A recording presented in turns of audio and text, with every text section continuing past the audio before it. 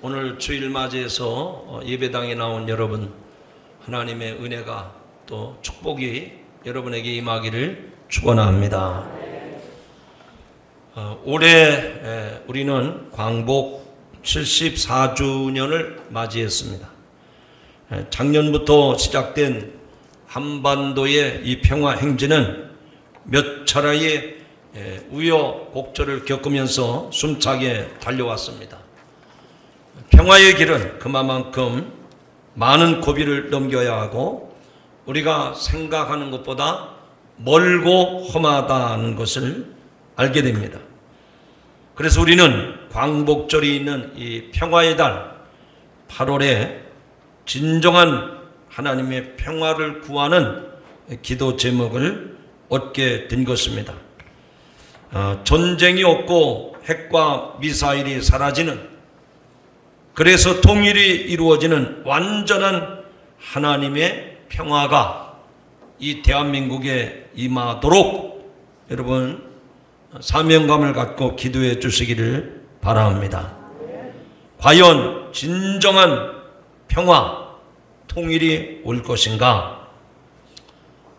그 확실한 대답은 평화의 주인 되신 하나님께 있음을 믿습니다.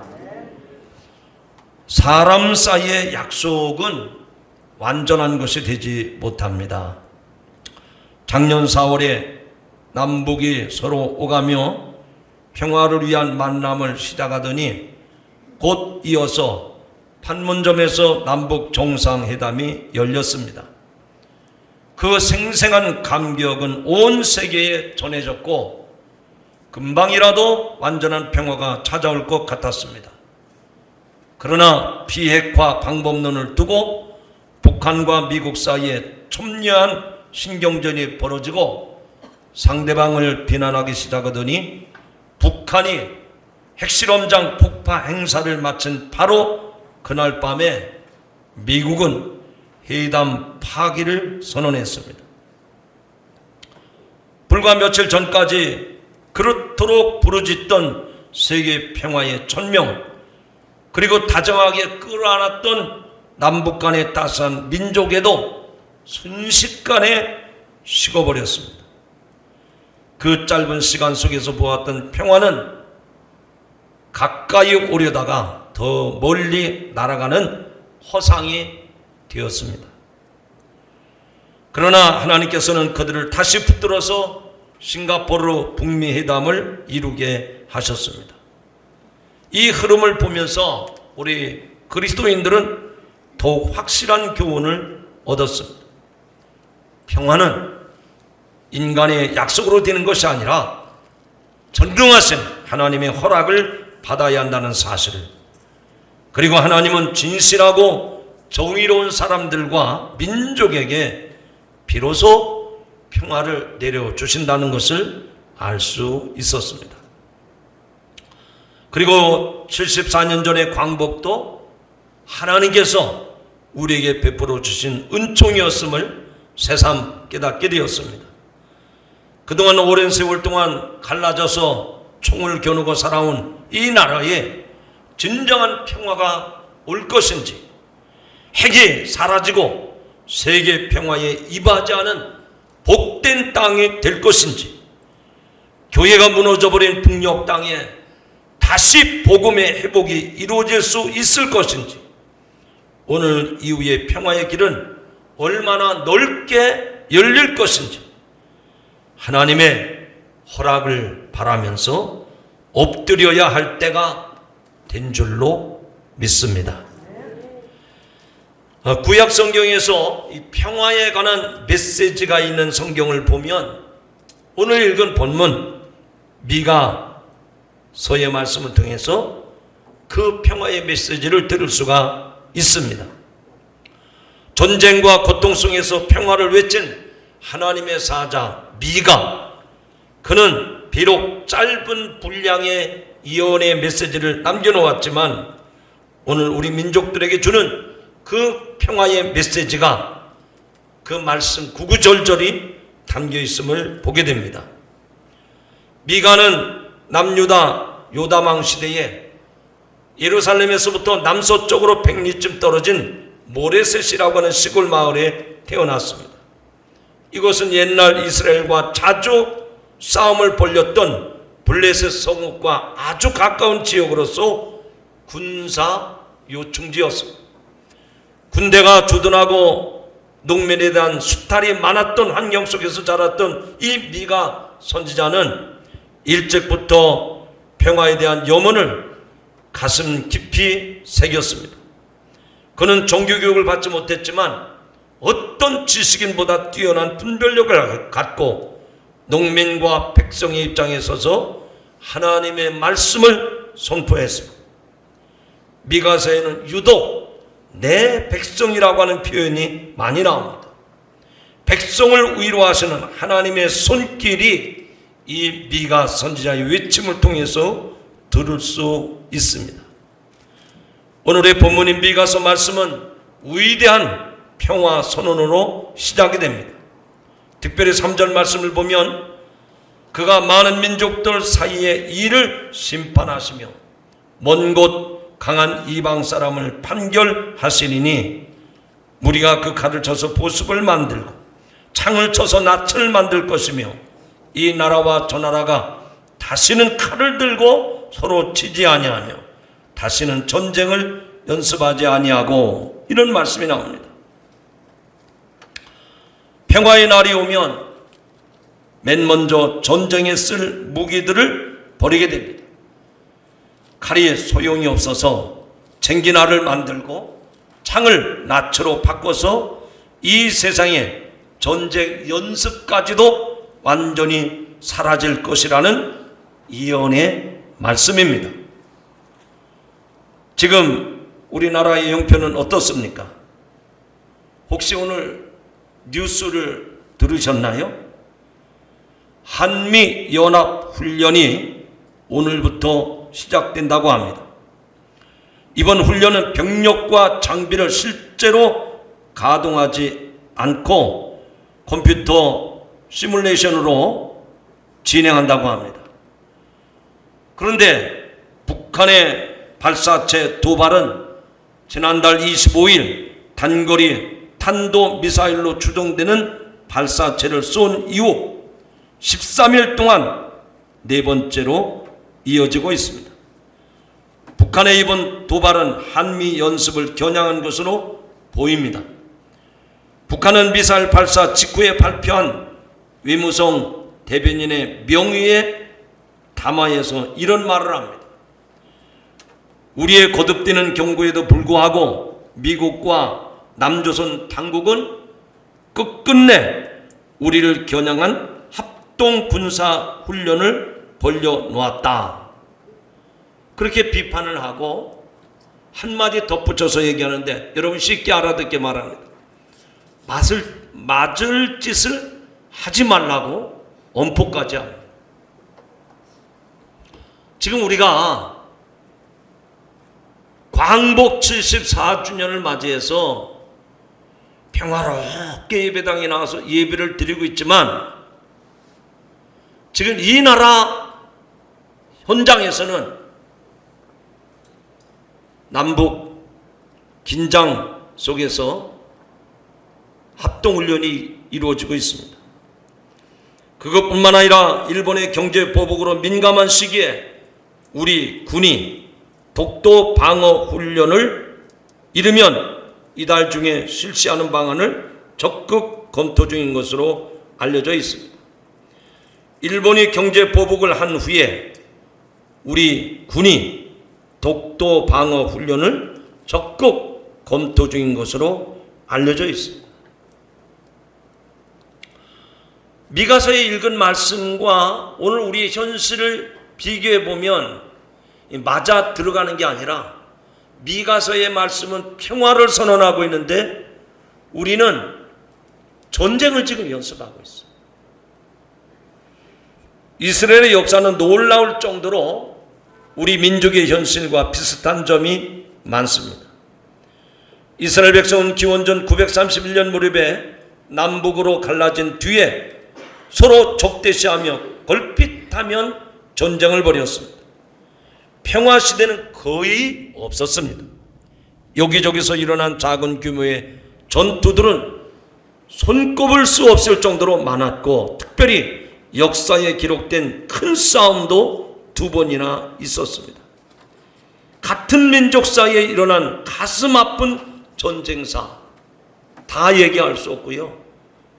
큰 전쟁 2가지만 소개합니다.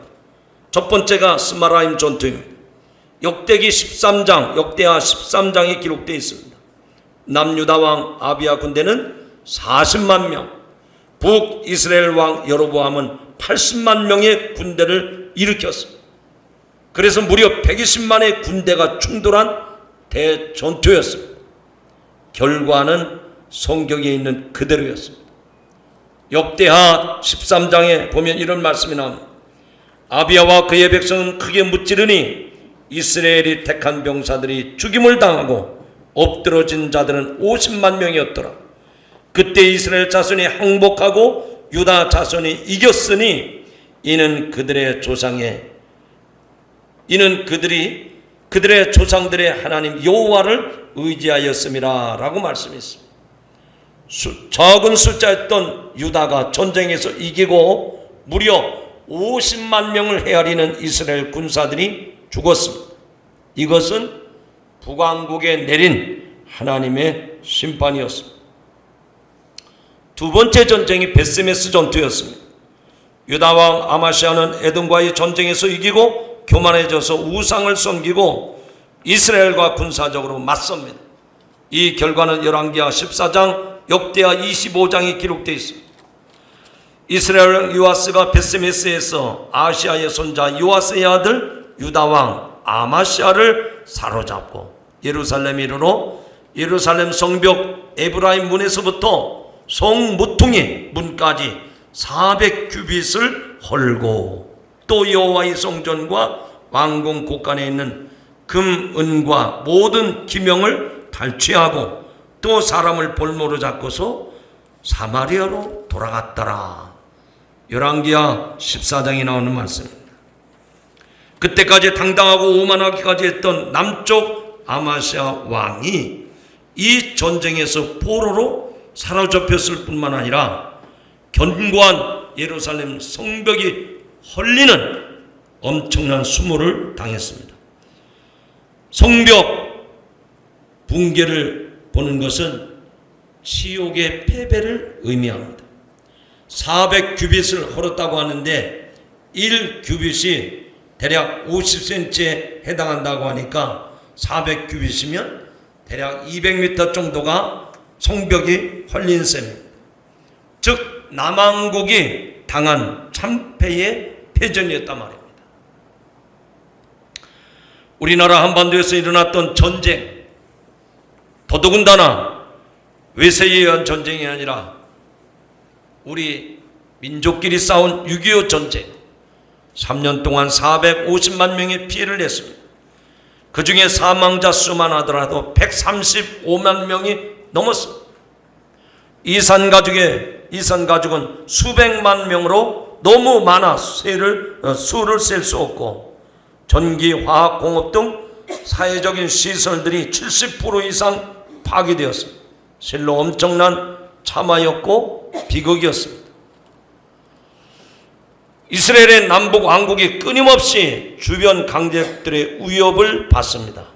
전통의 강국인 애굽이 잠시 혼란해진 틈을 타서 신흥 세력이었던 이 아수르가 북왕국을 멸망시킵니다. 분단이 되고 나서 200년이 흘렀을 무렵에 북이스라엘이 그렇게 역사 속에서 흔적도 없이 사라졌습니다. 11명의 왕 209년의 역사를 남겨놓은 채 조용히 사라졌습니다. 136년을 더 버텼던 저 남유다 남왕국도 결국은 바벨론에 의해서 멸망을 당합니다. 남왕국도 20명의 왕이 통치를 했습니다. 남북 분단 345년이라고 하는 시간이 흐를 때 왕국은 이렇게 역사의 뒤안길로 완전히 자취를 감췄습니다. 남북 왕국의 백성은 그토록 바라던 평화를 얻지 못했습니다. 더더군다나 하나님의 선민이라고 일컫는 그 유다 백성들이, 히브리 백성들이, 이스라엘 백성들이 왜 분단이 되었다, 평화를 이루지 못하고 역사 속에서 사라졌을까? 여러분, 좀 전에 제가 말씀을 드린 것처럼 이스라엘의 역사와 우리 대한민국의 역사가 비슷하다고 했지 않습니까? 우리는 지금 이 땅의 평화를 완전히 정착시켰습니까? 아직도 분단 국가입니다. 이 반도 국가에서 한쪽에는 미사일을 쏘아가지고 세계를 지금 긴장시키고 있지 않습니까? 이스라엘의 북쪽과 남쪽이 역사 속에서 사라졌다고 하면 우리 또한 그 전철을 밟지 않겠습니까? 왜 저 이스라엘 나라가 평화를 이루지 못하고 북왕국, 남왕국 다 멸망을 했을까요? 정의가 사라졌기 때문에 그 나라는 사라지고 말았습니다. 시편 85편 10절에 말씀합니다. 인애와 진리가 같이 만나고 의와 화평이 서로 입맞추었으며. 여러분, 이 시편의 말씀은 무엇을 말하는 겁니까? 정의가 없으면 평화도 없다는 말입니다. 사랑과 진리가 함께 하듯이 정의와 평화는 입을 맞추는 것처럼 가까운 사이라고 말씀합니다. 그 어느 나라 어떤 민족도 정의를 바로 세우지 않으면 하나님께서 절대로 평화를 허락하지 않는다는 얘기입니다. 어리석은 사람들은 정의를 뒷전에 두고 전쟁 준비에만 몰두하고 있습니다. 무력이 평화를 가져다 줄 것이고 그 평화 후에 정의를 세워도 된다고 생각을 하기 때문입니다. 그러나 이는 근본적으로 잘못된 판단입니다. 하나님께서는 불의한 백성에게 복을 내리지 않습니다. 비록 군사적으로 열세일지라도 언제나 정의로운 백성에게는 승리와 평화를 허락하신 줄로 믿습니다. 평화의 선지자 미가는 오늘 본문 말씀의 앞과 뒤에서 한결같이 정의를 선포합니다. 본문 앞부분에서는 타락한 선견자와 통치자들에게 준엄한 말씀을 하십니다. 그게 미가서 3장 8절에 나옵니다. 오직 나는 여호와의 영으로 말미암아 능력과 정의와 용기로 충만해져서 야곱의 허물과 이스라엘의 죄를 그들에게 보이리라. 그리고 본문 뒤쪽에서는 하나님의 사람들에게 구하시는 것이 정의라고 외칩니다. 사람아, 주께서 선한 것이 무엇임을 내게 보이셨나니 여호와께서 내게 구하시는 것은 오직 정의를 행하며 인자를 사랑하며 겸손하게 네 하나님과 함께 행하는 것이 아니냐. 하나님께서 구하시는 것은 정의를 사랑하는 겁니다. 정의를 행하는 것은 인자를 사랑하는 것이라고 했습니다. 불의가 판치는 세상에서는 진정한 평화를 얻을 수 없다는 말입니다. 평화의 뜻은 히브리어로 샬롬. 그래서 이스라엘 사람들은 샬롬 하면서 인사말을 건넵니다. 정의가 없는 세상이란 하나님을 외면한 상태에 있다 하는 것과 같습니다. 지금 우리나라의 이 평화, 이 샬롬, 이 완전함이 이루어지고 있는가? 바꿔 말합니다. 정의와 평화가 함께 입을 맞추고 있는가? 여러분이 한번 대답을 해보세요. 가까이 올 것 같았던 평화는 손에 잡힐 듯 왔지만 멀리 떠나갔습니다. 그 이유가 무엇이라고 생각합니까?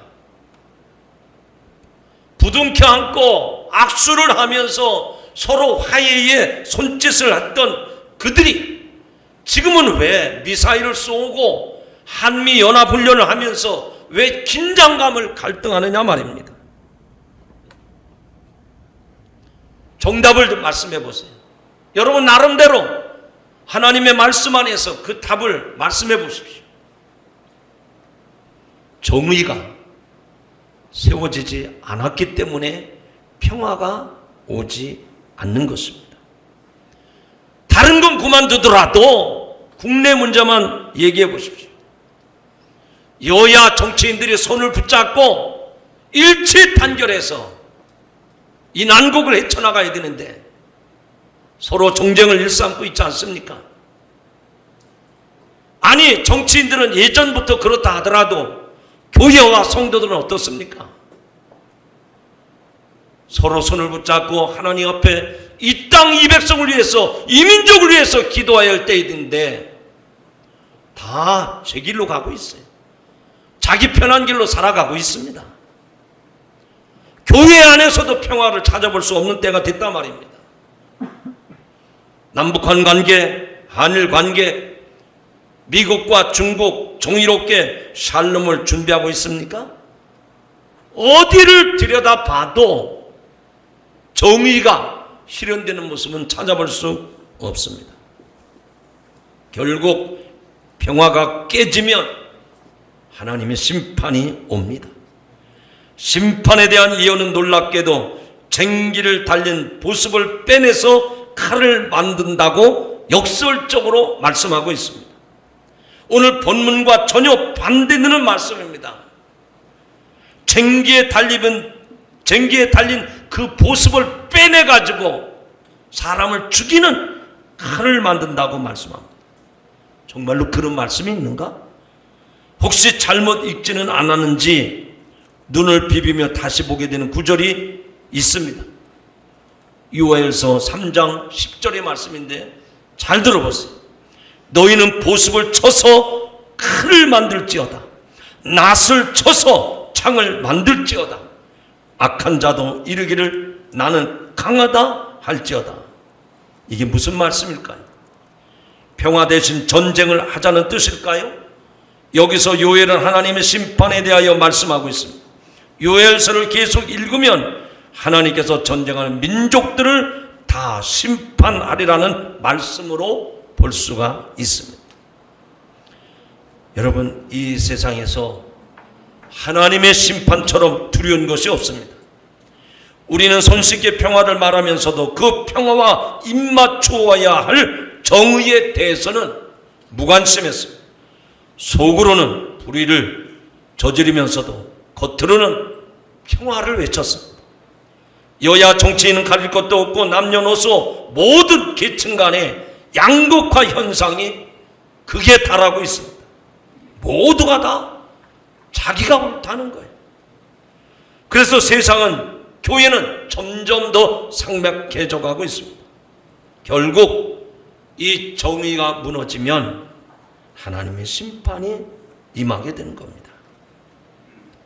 지금 우리 곁에는 남북뿐만 아니라 미국, 중국, 러시아, 일본 등 주변 나라들이 자국의 이익을 노리고 양의 탈을 쓰고 속임수와 노림수를 쓰고 있습니다. 북한의 김정은은 미국 트럼프 대통령에게 친서 편지를 써 보내면서 미사일까지 쏘면서 거짓된 평화를 말하고 있습니다. 지금 우리나라 지도자들은 그 거짓된 평화에 속고 있는 거 아닙니까? 일본의 아베 총리는 경제 보복 전쟁을 선포하고서도 아닌 척하고 있습니다. 매일 뉴스에 나오는 신문에 보도되는 걸 보면 매일매일 말이 달라져요. 국가 간의 평화를 깨뜨리는 일들이 지금 국내적으로도 국가 간에도 매일매일 그렇게 일어나고 있습니다. 우리는 평화를 위한 하나님의 약속을 믿고 우리 민족은 의연하게 진실과 정의의 길을 걸어가야 할 것입니다.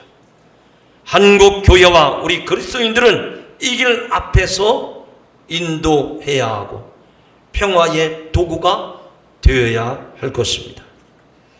오늘 본문은 평화가 오면 이 세상에 나타나게 될 현상을 이렇게 예언했습니다.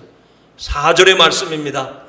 각 사람이 자기 포도나무 아래와 자기 무화과 나무 아래에 앉을 것이라.